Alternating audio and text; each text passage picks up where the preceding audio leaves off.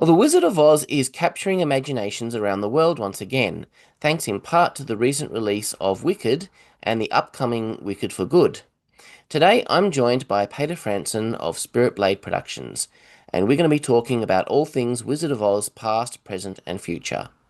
I'm Adam David Collings, the author of Jewel of the Stars, and this is episode 113 of Nerd Heaven.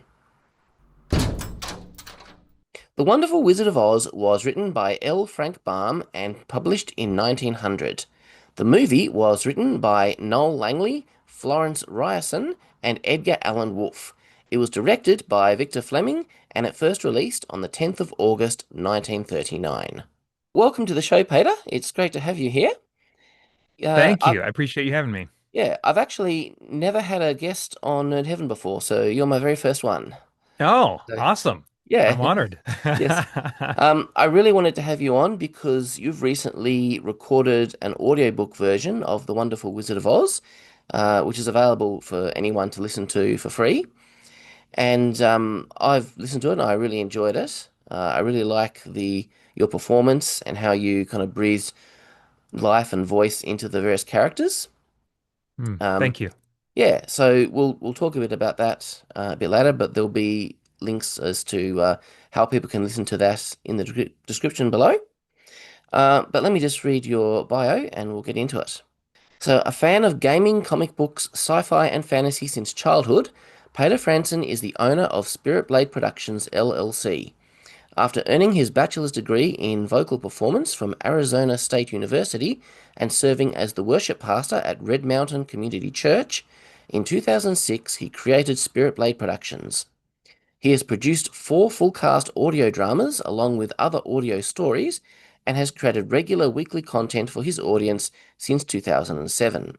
He lives in Mesa, Arizona with his wife Holly and two sons.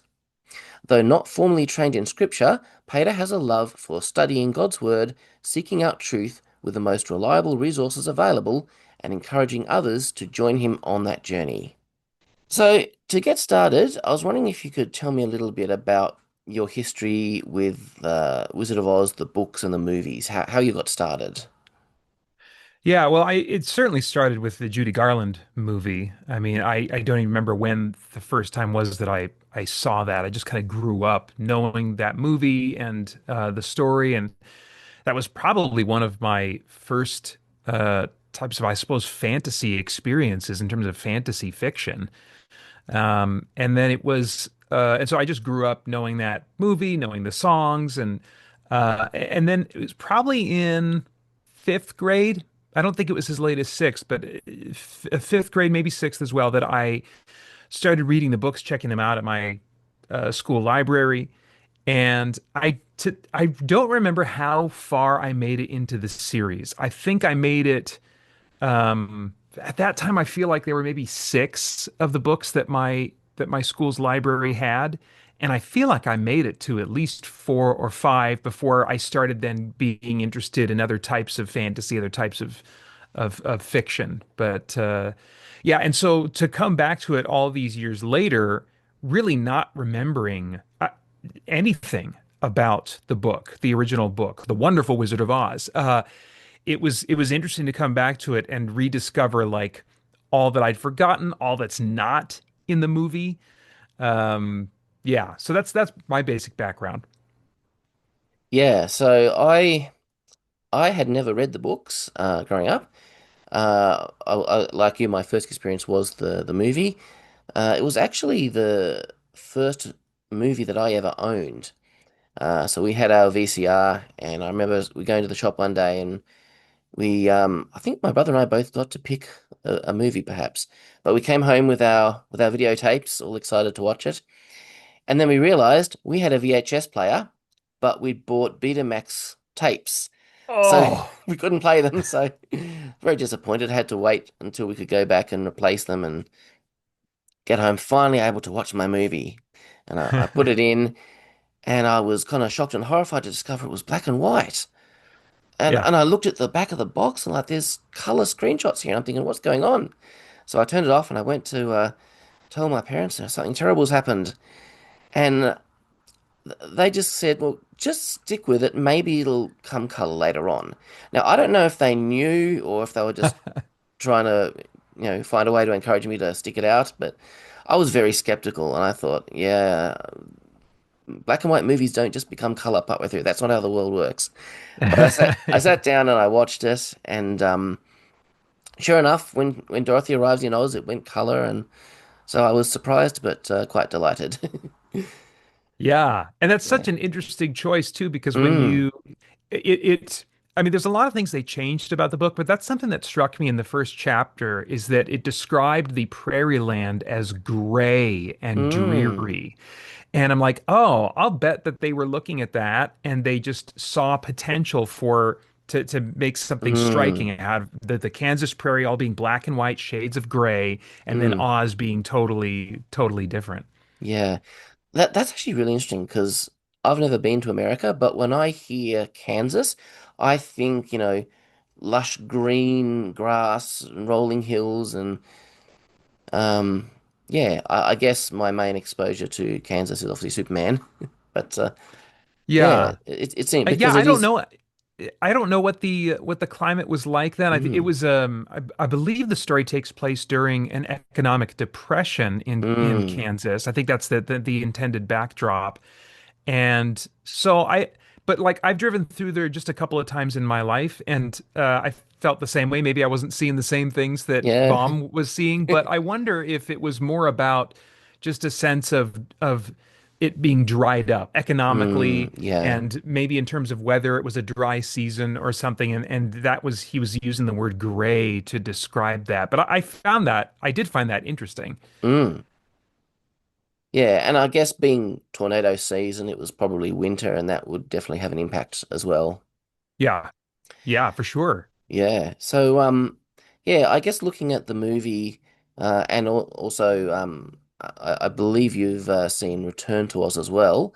Yes. Oh, yeah. What were your thoughts of the on these movies, and have those thoughts changed over time?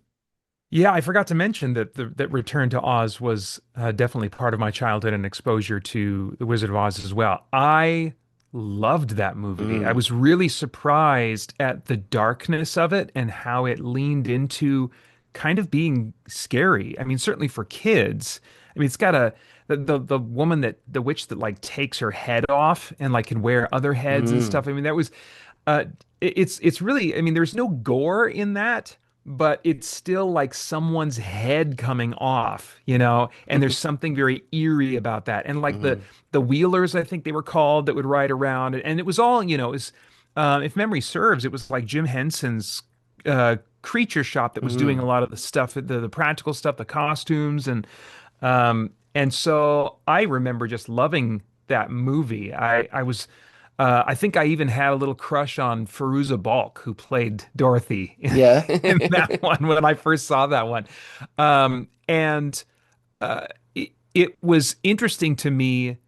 Oh, I'm trying to remember now. If like, did they use ruby slippers in that movie or did they use silver? Because it was either that movie or it was when I read the book the first time, and they started talking about her slippers and they were silver shoes or whatever. And I'm Mm, like, what are you talking about? Silver? They're ruby. mm. Everybody knows that they're Yeah. ruby. And I didn't know that Mm, like the makers of the film were like, hey, color movies are not the norm. It was one mm. of the first color movies and very Yeah. vibrantly so. And since they knew that was going to be a device they would want to play with, they changed it. They're like, well, we've got to have a color that pops for these magic shoes. Mm, And so they changed it to ruby slippers. But in the original book, it's silver. I think they're just mm, called silver shoes. I don't even think they're called slippers. I can't remember, but yeah. mm. Yeah, I think they stuck with the ruby to tie it back to the previous movie in Return, Okay. but I'm not 100% certain on that. I think Um, you might be right. Yeah. yeah. But there were other details that were a little bit Mm, off. It was this yes. weird kind of hybrid. It was like it didn't quite function as a sequel to the movie, and Mm, it didn't quite function as a sequel to the book mm, completely. It was in this unusual place that was just kind of, I guess, counting on us to shrug a little bit and just go with mm, it, yeah. which I I, did. I I think I actually saw Return to Oz at the cinema, which was fairly rare when I was growing up. We Mm. didn't go a lot.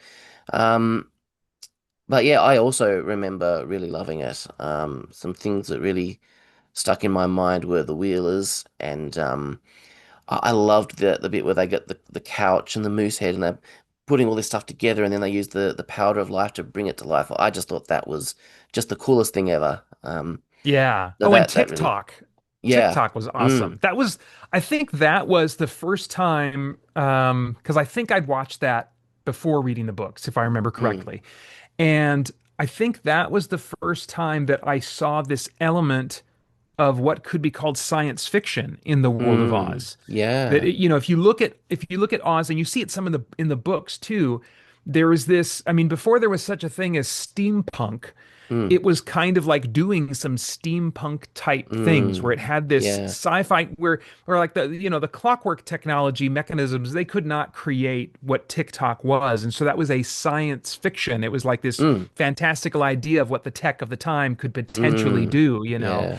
And so I think that's something as I look back on the Oz franchise, as I look at Return to Oz, as think about iterations of it. I mean, we haven't mentioned what's the oh gosh, what's the movie? I've got it on my shelf somewhere. But before the Wicked movies came out, probably Mm. less than 10 years ago, there was the movie Oz with the Great and Powerful, I think. yes, Oz the Great. Mm, Thank you. Oz the Great and Powerful. But both in that, in Wicked, in Return to Oz, we see some of these clockwork, mm, steampunkish type elements start emerging. And I think that aspect of Oz was what really started me having more of an interest in the world whenever I would come mm. back to it for whatever reason.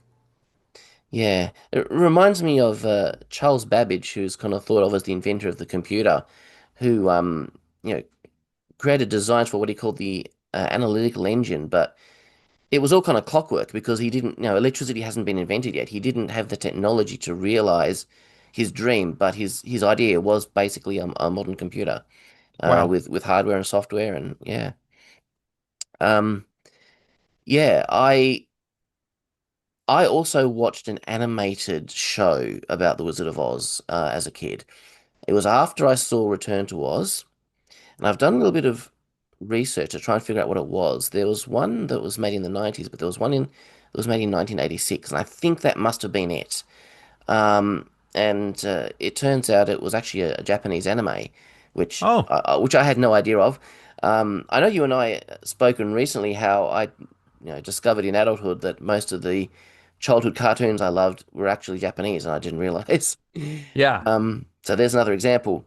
But yeah, this Yeah. show, like, it covered the Wonderful Wizard of Oz, but then it kept going in future seasons, telling some of the other books. And so I remember watching this cartoon and recognizing stuff from Return to Oz. It's like it had the desert, and then it had the wheelers. They were, instead of being portrayed with like wheels on their for hands and feet, they were like a head and a torso, and then like one wheel underneath, like a unicycle. Okay. So I just remember looking at that going, oh, this is a very different adaptation of that idea, but I can see they've both come from the same thing. Hmm. Yeah. So that was cool. Oh, nice. Yeah. I think, yeah, Oz the Great and Powerful, I don't have as many clear memories of because although I've seen it much more recently than the others, I only ever saw it the once. Okay. I've gone back and rewatched the other two quite recently. But I think the beginning of that where the wizard lands in his hot air balloon, he gets out and just looks around at the world around him. I think that was the moment where I had that, rediscovery of the wonder of Oz, and thinking, hey, this is actually a really cool world. Yeah. It's Well, good to revisit it. sorry, go ahead. Yeah, no, that's all I was gonna say. Well, what I liked what they added to that, I mean, in addition to all the modern effects and like the much more extravagant kind of sets that they could create for that moment, they went from black and white to color, like the original Mm, Judy Garland movie, but they also changed aspect ratios. Like it started out as this very kind of like oh, 4:3 thing, and mm-hmm, then it's at some point it really starts to widen out while mm, it's going color at the same time. And so there's also the sense of expansiveness mm, as we discover Oz in that movie. I really liked that transition. And there was, and that was also a movie that leaned into some darkness. I mean, by the end of mm, that movie, there's a witch that goes south and really gets ugly and scary looking. It was because that was a Sam Raimi directed movie, if I remember correctly, Right. and you really see more of his interest in merging horror and comedy, or horror but in a light, somewhat slightly fantastical, silly type way. But you see that kind of show up at the end of that. And you also see some of those clockwork pseudo steampunk elements. When that movie came out, I think if I remember correctly, it did not do well in the box office, and I was so disappointed in that Mm, because it's not that I thought, oh man, this movie in and of itself is amazing, but I thought, wow, this is a really great starting point. The next one should be like a remake of the original book. Now that we've mm, established that we can have an Oz story that's not a musical, well, I mean, Return to Oz did that. mm, But I mean, this prequel, I was like, would they be willing to go into that territory? I thought they could if it wasn't a musical, so they weren't like trying to replace the original mm, Oz. They were going to do something different with some edge to it, as the original books had, especially early on. And so I was really disappointed when when it didn't work out. It didn't go mm. anywhere. Yeah. All right. So, before we move on to Wicked, I'd like to bring up something that you're doing, which is a regular thing as part of your work, which is game save. So, can you just tell us what that is? Yeah, I mean, it started as a charity marathon that I, I'd been doing with whoever I could recruit in the Christian Geek Central community to do it with me way back in 2014, and that at the time was part of the Extra Life charity event that a ton of gamers are a part of every year. About 5 years ago, I decided to rebrand to be more nimble and be able to switch to different charities each year if we wanted to, or just kind of be able to be more selective and intentional about what charities we would choose to support. And so that is when we switched over at the same time to supporting St. Jude Children's Research Hospital. And we could switch each year, but I just really like what St. Mm, Jude's does. They have such a laser focus on not just helping kids that are in urgent need, but actually this is like life or death for the yeah. kids that they are helping, you know? And so it's a really precise focus on saving the lives of children, both those that they treat for free who come to their hospital. And then because they're a research hospital, they are gaining knowledge all the time, have been for decades, and they freely share their information with hospitals all around the world. It's just Mm, freely available. And so everybody around the world benefits from the work that they're doing. And so mm. game save in particular, and what it's what it's been even before that, just involves like team members letting friends and family know, hey, I've got a donation page up. I'm raising funds for this charity, and you can put your donations there. And to draw attention to my fundraising, I'm going to do a game night at my house, or I'm going to do a game night at my church, or in my case, I do this crazy 24-hour live stream of me playing video games without sleeping. And it gets really bonkers at the end Yep. every year. Yeah, but other team members do different things. There's just a lot of freedom in what you decide to do. But it's usually something gaming themed, whether that's Mm, video games or tabletop games, stuff like that. And people can still join the Game Safe team. We're going to be this year fundraising all the way until the very end of November 30th. But if you go to gamesave.christiangeekcentral.com, you can get more information. You can see the current list of team members. You can follow a link to join the team yourself or get more information. Yeah, all there. mm. And I'm part of that team, so I'll be doing Yes. an 8 hour marathon at the end of November. Certainly not Yeah, and as, you're the first team member to get some donations going. So yes, you're already at the head of the yeah. pack, which is awesome. Yeah, so I actually have a reward on my thing where I will shout out people both during the stream but also here on Earth Heaven. So I'd like to shout out Anne Collins. So thanks, Mum, for being my very first donor and always my biggest supporter in whatever I'm doing. So yeah. Awesome. All right. So at some point you became aware of this thing called Wicked. It was a book, then it was a stage musical, and then it was a movie. Tell me about your experiences with Wicked. Yeah, I mean, for me, it is.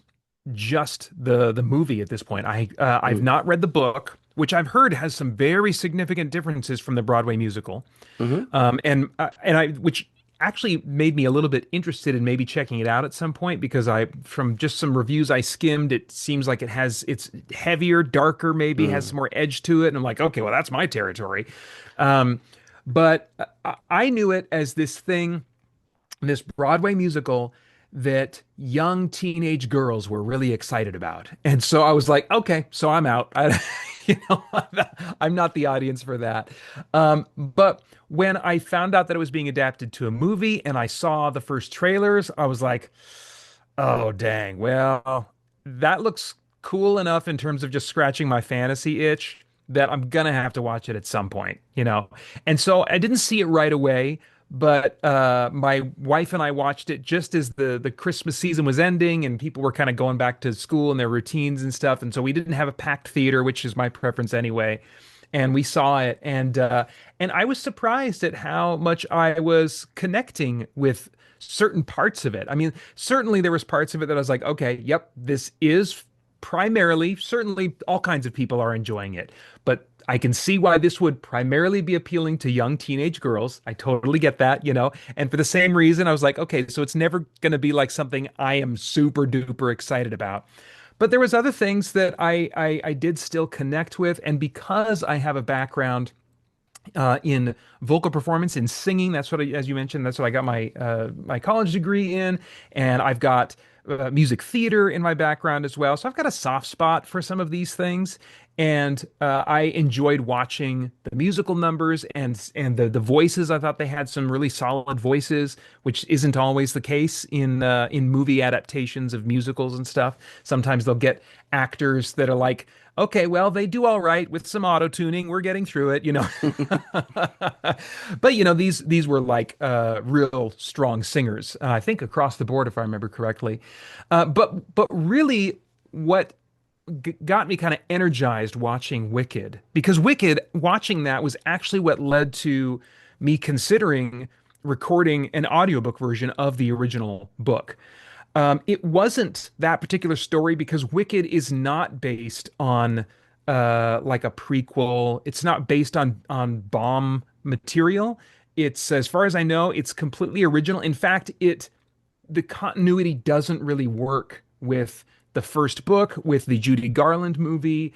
I mean, maybe I guess I could watch the second one and see, but there's some problems. There's some real Mm. problems continuity wise. So you just have to be willing again to kind of shrug and go with it. But what excited me about Wicked was the world, the Mm. presentation of world, the set design, the production design, the costumes, all that kind of stuff. Again, you had some of that clockwork, steampunky type stuff coming back in there. The flying, the awesome flowing cloak behind the Wicked Witch or the Witch of the West or whatever she is. You know, what's I can't remember what her name is. She's just the Wicked Witch of the West to me, but she's kind of not wicked. Whatever, we'll see. Yeah. But like cinematically and visually, what they were doing with that movie, I was like, dang, man, it just reminded me of the potential of what you can do with that source material. There's a lot of room to give your own creative spin on it, while still playing in that world. Mm. And I think that's what excited me. I was like, I wonder what I could do in representing the original story to kind of give it some new life. And so, yeah, I found the first Wicked movie very inspiring in that sense. Mm. And your audio book is on YouTube. That's So right. yeah. Yeah. It's on So, YouTube or free at patreon.com/spiritblade productions. But the YouTube channel is Spirit Blade Videos, just one word, no hmm. spaces, Spirit Blade Videos. And it's all just one video, and you can watch, you can listen, just put it on the background or whatever, and get the whole thing Mm. that way for free. Or if you want to download the audio files, then you can follow links below that video to Yeah. go to the Patreon site where you can Mm. download the audio files and just put it on your device. Mm. And you don't need to be a patron of yours to do that either. That's correct. Yeah, any Yeah. user that visits the site can Mm. download those. Yeah. Yeah. So my wife, I think, was the first in our family to kind of become aware of Wicked. She bought the book at some point, I know she's read part of it, and she's told me, yeah, this is a very adult book. Hmm. It's not the Wizard of Oz book. Um, and she and my daughter went to see the first Wicked at the cinema. And then they came back raving about it. Dad, you've got to see this. So at one point later, I watched it with them on streaming. I don't know if we actually bought it or if we maybe on Disney Plus. But yeah, we watched it well, as the three of us. I don't think my son was able to be convinced to watch it. You know, he's an 18-year-old boy. Yeah, yeah. But yeah, no, I had a good time with it. I really enjoyed that. Um, you know, I'm not as much of a music person as you are, but I enjoyed the songs. I thought they were, you know, they were good and they were very well performed. Of course, it was cool to see Emperor Giorgio from Star Trek Discovery in it. Oh, So that I'm was trying to remember like who, let's see. I yeah, I don't think I would have recognized his face because mm, I don't think I know Discovery yeah, well enough. yep. Um, but yeah, it's. And I think my favorite part was near the end, and when Elphaba finally gets her broom and she starts flying. And I know you've mentioned, you know, the cloak kind of flapping like a cape, and you've even pointed out how the music there sounds very similar to Hans Zimmer's Man of Steel theme. And that just, Yes. you know, I watched that scene and I can't help but thinking of like Smallville in the final episode where, you know, we've been waiting 10 seasons and now finally he's flying, he's become Superman. Spoilers. Yeah, And yeah. it was it felt like that kind of moments of, yeah, she's just become a superhero. Yeah. And it's so the story was not quite what I was expecting in that regard because I thought it was going to be like, you know, this is the Wicked Witch of the West and yeah, she's evil, but you know, here's some of her good points. Or maybe it was just literally you know, we're going to tell this story from the villain's point of view. But as it went on, I was surprised how it deviated from that expectation and it was really interesting how they took all the, you know, the visual kind of things that we associate with, you know, the evilness of witches, like, you know, her green skin, like, you know, that's a sign of love, you know, the stereotypical ugly witch because she is evil. Um, and like the broomstick, which is associated, you know, historically with witches, and you know, it's a sign of their evilness. But for this story to reinterpret all those things in such a different way and to say, well, you know, she was just born with green skin because this is a fantasy world and reasons which I think are going to be further explored in the second one, perhaps. Mm. And then for again, the broom to not, it's not that all witches are green and all witches fly on broomsticks. No, this is just a thing that she does because she's got this, you know, magic ability to make things fly. Um, that was fascinating to me, and I'm still, even now, processing how I feel about this whole idea of this story. It's really confronting and challenging to me. Of And when I went back to the book and I listened to your audiobook, I couldn't help but have that in the back of my mind, where like Yeah. Glinda is saying, "Oh, I'm a good witch and she's evil," and I'm like, just thinking in the back of my mind, but is she? And Yeah. you know, in the original book, she does terrible things. She is the villain, but Yeah. yeah, it just and I think it's healthy for us to to stop and think sometimes and just re-examine how we view people. So Yes. if for no other reason, I think it's useful for that. But what were your kind of thoughts on how they told that kind of a story? Yeah, well, I can only comment on the first movie. Yeah, me too. it would be easy to spoil me on the second. Mm, I'm speculating, but there's tons of hmm. people that already know the whole story, you Yeah. know. And I wonder at this point, like how dark they will go with her, how much she will actually, if she will actually, because of being an outcast, if that will harden her by the end of the Mm, story in such a way that she truly does become wicked, hmm. or if the idea will be that she's going to allow herself to be perceived as wicked, even though she's not, because the people need like a villain to Mm. kind of unite them or whatever. A similar principle to like the end of Watchmen. Mm-hmm. If you've read that work or seen the movie or something like that, that in order for there to be peace, the villain kind of concocts this scheme to give them this enemy that they can unite in hating and fearing. And so I'm wondering if that's the route we're going to go.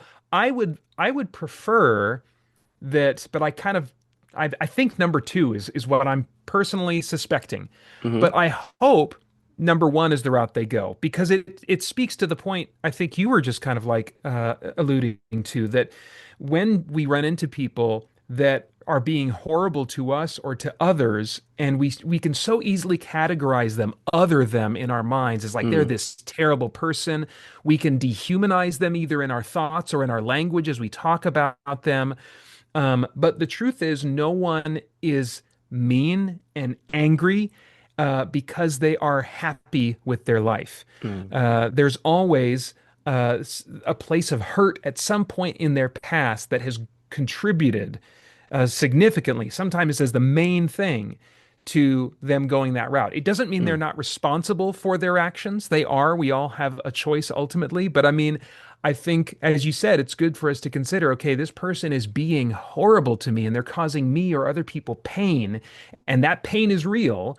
But at the same time, it's useful to consider what might have contributed to that. Where might they be coming from? What hidden hurts am I not seeing? And then that can also function as a cautionary tale for us when we are hurt to not allow that to give us license to go to just lash out, to go whatever Mm. down whatever dark path that we want. So that is what I would love to be the case, is to find out at the end that yes, she really does break bad. She really does go bad in a really genuine way. And yet we're left seeing this as a tragedy and a cautionary tale. And I think there's more to think about there, Mm. perhaps. But I don't know. We'll see. Yeah, no, it'll be very interesting to find out. I know there's a lot of spoilers out there. My daughter's unfortunately been spoiled by a lot of things because of, the types of things that she follows on social media. And you know, she always sees this comment, "Oh, but the Broadway show's been out for decades." To which her answer is, "Yeah, but I don't live in Broadway. I live in Tasmania, Australia, this little Yeah. island on the other side of the planet. We don't all have access to Broadway." So, Yeah.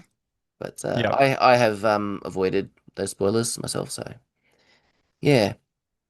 So you talked a little bit already about how you had hopes that the Oz the Great and Powerful might be the beginning of a new franchise, essentially, which didn't happen. Um, but let's say Wicked has obviously reignited a lot of interest in this world, in the Wizard of Oz. It's only a matter of time before someone capitalizes on that, especially with this, being public domain work. It's a no-brainer, really. Yeah. Um, so yeah, I guess you and I have just been given the screen rights to this franchise. What are we going to Okay. do about it? What is it that you would like to see in this kind of future adaptation of the books? Well, I don't know if I would choose this component, but I think like the if we're from a business standpoint, from an audience reception standpoint, I think you hire the the songwriters of the Broadway show and you get them working on an adaptation of the next story that would come next in Oz or something like that. And Hmm. and I suppose they would have to make some adjustments to keep it in Wicked continuity. That's one way you could go to really capitalize and say, okay, we're going Hmm. to continue with the Oz books and we're going to start mining that material more, Hmm. but we're going to make a version of it that is compatible with Wicked so that Wicked could Interesting. really be a starting point. Now, that's Mm. not what I would want. As much as I have music in my background, I don't even want a musical Mm. personally. I think it could be cool, and maybe I'll like the songs, maybe I won't.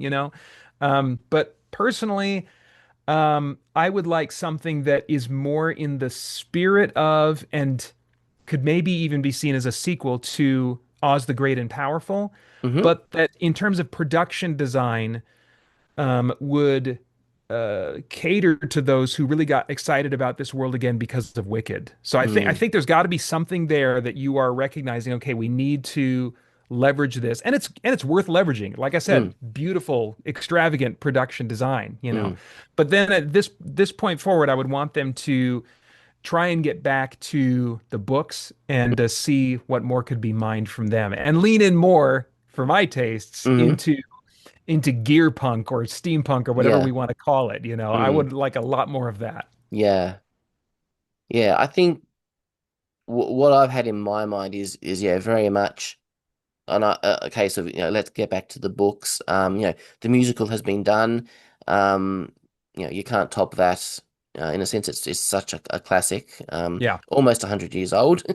Yeah. Um, yeah, so I would, yeah, I'd get start with the first book again, and wouldn't do a musical. I'd just do a. So it's not a remake of the Judy Garland movie. It's a new adaptation of the books. That's right. Um, And at first, I had, in my head, it'd be great to have a series of movies, you know, on all, because everyone knows the first story, but there's so much more. No, until a few years ago, I didn't even know there were other books. So Mm. let's tell some of those stories as well. But I'd start with the first one, um, as with a brand new continuity. Um, but the more having listened to the book recently. I think it may actually work better as a TV show rather than movies.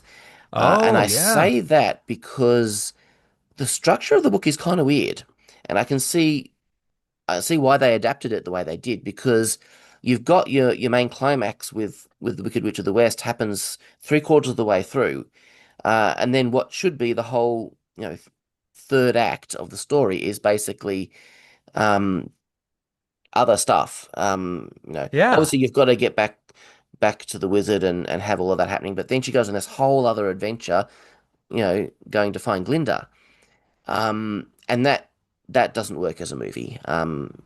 Yeah. I The agree. witch needs to be the climax, and that needs to happen, at about the 85% mark. Yeah. You've got a bit more flexibility with books, but with a movie, that's very strict. Um, Yeah. but there's so much interesting stuff, like the the whole village of people made out of porcelain. Like Yeah. you could do a whole episode just about her encountering that and telling a Which story there. that was mined for Mm. Oz the Great and Powerful. There was the little porcelain Oh, girl. is that where I've seen it? Because I recently rewatched Return to Oz because when I came across this in the book, I'm thinking I'm sure I've seen something on screen about porcelain people. So that's where it was. Okay. Yep. Yes, Yep. cool. So yeah, I would and if it's a TV series, you'd probably play around with the order of it so that the Yes. the climax with the Wicked Witch is still near the end of season one. Yes. But there's so much journeying from Oz to her and then back from her back to the Oz. You could have all these encounters happening in that kind of space. Yeah, for Um sure. Oh, that's a that great thought. yeah, so there's a lot of fun that I think could be had with that. Yeah. Um there's the I forget what they're called, but the people that the witch is ruling over. In the book, The they're Winkies or the yeah, Munchkins the or the Winkies. Yeah, okay. they're just described as having yellow skin. Um, I'd probably, you know, I'd want to make them a little less human than just like I'd probably put some bumps on their noses or their foreheads or something, Yeah. betraying my Star Trek cred Yeah. there. But yeah, Yeah. I'd do something to make them look that little bit more fantasy, Yeah. non-humanish, Yeah. um, but digging into the culture. And there's this whole backstory about the cap, with Oh whoever wears the yeah. cap can command the monkeys. I almost thought you could tell the backstory of all of that as like an extended prologue, kind of like the Lord of the Rings movies, where they take all that Mm. time and they have Galadriel kind of narrating it. I thought, Yeah. you could start the show, episode one, with Glinda narrating this whole backstory, and then you cut to Kansas, and the rest of that first episode would probably all be on Earth. Yeah. But by having that prologue, you'd be setting the stage. This is fantasy. This is what you're in for. Now let's start in Kansas. Yeah. Oh, that's a So great. That's that I could be think that fun. is that is the superior structure. And I Mm, feel like, and the cap is almost like the ring in Lord of the Rings mm, because it really does play a significant role. And I think maybe not as much to adult readers, but to younger readers, it's used in surprising ways. Like the what the Good Witch does with it at the end, not using it in the way that other people would, that really shows her mm. goodness. Yes. I think that it really is more central than the structure would indicate. It feels Mm, like because the way the structure is now, I remember when I was recording this, I was like, mm. "What is all this stuff?" Aren't we? Yeah. It just felt like these random things that should have been snipped out. But I Mm, think if they were ordered differently, they would have a more welcome and natural feeling mm. place in the flow. Yeah. So I think you're really onto something there. Mm. I think another thing I might draw out a little bit more is the whole thing with the scarecrow, the woodsman, and the lion. Their whole thing is that they've got these things that they desperately want the wizard to give them, not realizing that they kind of already have those things. Yeah. And the book starts to demonstrate that, like with the woodsman Yes. saying, oh, please don't, I don't even want you to hurt an insect, something like that. Yes. And he's showing he's really kind of tender-hearted and compassionate. But it doesn't quite pay that off at the end with the wizard. Mm. Like, and I guess I'd want that to be, made clear. And maybe it's Dorothy that notices and says it, is that, you've already demonstrated that, the heart you want is not the thing that pumps blood in through your veins, which you don't have because you're made out of metal, but Yeah.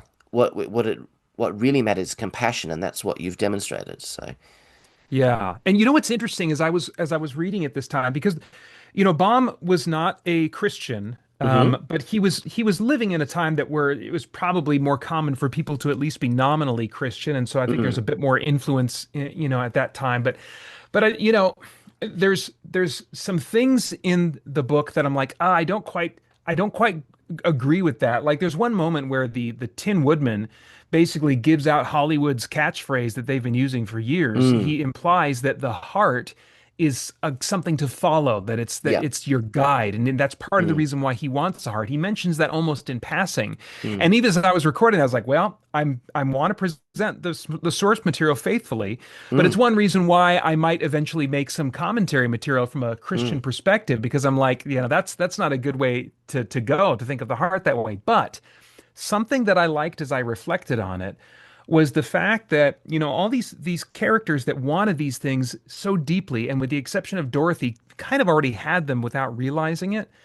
Um, I think that there's one way to look at that and interpret it that goes along with more of the Hollywood mantra, which the Hollywood mantra would be like, you don't need to change, you don't need to improve, everything that you could possibly want to be, you already are. And hmm it's just like there's that's just kind of like not helpful to mm, us. But I don't think that we need to interpret this as being the message here, because what I noticed was that like the other characters ultimately played a role in helping them see themselves mm, more accurately. yeah, That they needed ultimately their comrades or the wizard or some combination of those to help them see that they kind of had these things in them already. And I think that that is actually a little microcosm of the church, of community in general, to some hmm degree, in just a mainstream secular sense, but certainly in the sense of the church, we community in the church is so valuable because we help each other understand each other, and mm, we can get a perspective on ourselves from other people that we can't see and that we need an outside perspective to help us really grow and understand ourselves and step into our wiring and what we've truly been made to be. And so I mm, saw just the glimmerings of something there that could really that wasn't brought out, as you say, but there's a lot of potential because this yeah, story is dealing with so many issues of contentment and the human heart and courage, all these kinds of things, the role of the mind. mm, There's just it's fertile ground. definitely. Yeah, I think that's really well said. Oh well, sounds like we've got a good premise here. All we need now is a couple of $1 billion and we're good to go. Yeah, yeah, yeah. Cool. All right. So, uh, is there anything else that you want to bring up about this whole franchise and this world that? Uh, I guess I would just state again my curiosity. I'm really looking forward to seeing, in part, I'm looking forward to seeing the response to Wicked for Good when it comes to theaters, just as much as I'm looking forward to seeing it Mm, myself. Like, I yeah. really want to see, okay, does this really catch on? Is this really going to ignite the interest in the Oz books that you and I would like to see happen? Mm, So I'm very much at this point just kind of like in anticipation of seeing, okay, what happens with Wicked for Good. yeah. No, it'll be very interesting. Uh, late this year, is it, or is it early next year? I believe it's November again. I Okay. could be Oh, wrong. very I think very it's close coming then. up. I think it's coming up pretty soon. It's Mm, in November, I think. yeah. Cool. All right. So let us know where people can find you and your various content online. Yeah, well, again, if you want to listen to the audiobook for The Wonderful Wizard of Oz, you can get that at Spirit Blade Videos on YouTube. But all of my content, you can find it by going to ChristianGeekCentral.com. That's a links page that'll take you to my audio dramas from Spirit Blade Productions, my weekly content, the Christian Geek Central podcast, YouTube channel, all that kind of stuff. The link to my Patreon page where you can get more info about all that, and then you can get access to all of that can be found just by going to ChristianGeekCentral.com. Awesome.